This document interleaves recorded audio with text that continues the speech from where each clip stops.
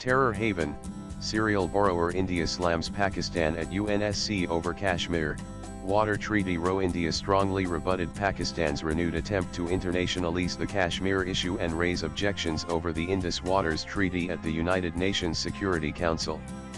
Responding to Pakistani Deputy Prime Minister and Foreign Minister Ishaq Dar's remarks, India's permanent representative to the UN, Ambassador P. Harish, called out Pakistan's duplicity on issues of terrorism and international peace. Dar, while addressing the UNSC, claimed that Kashmir is an internationally recognized disputed territory and termed India's recent moves on the Indus Waters Treaty regrettable and unjustified.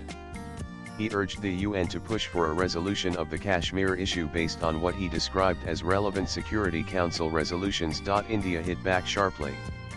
In his statement, Ambassador Harish underscored the stark contrast between the two nations. On one hand, there is India, a mature democracy, a surging economy, a pluralistic and inclusive society.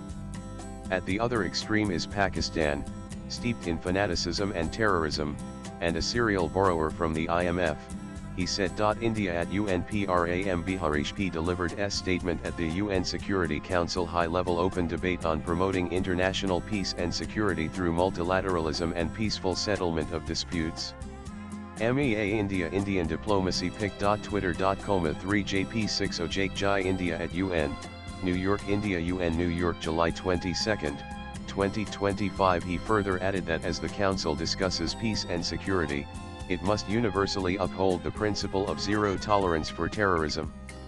It ill behoves the member of the Council to offer homilies while indulging in practices that are unacceptable to the international community, he remarked, in a direct reference to Pakistan's record on sponsoring terrorism. India reiterated that Jammu and Kashmir is an integral part of the country and any attempt to question its sovereignty is unacceptable.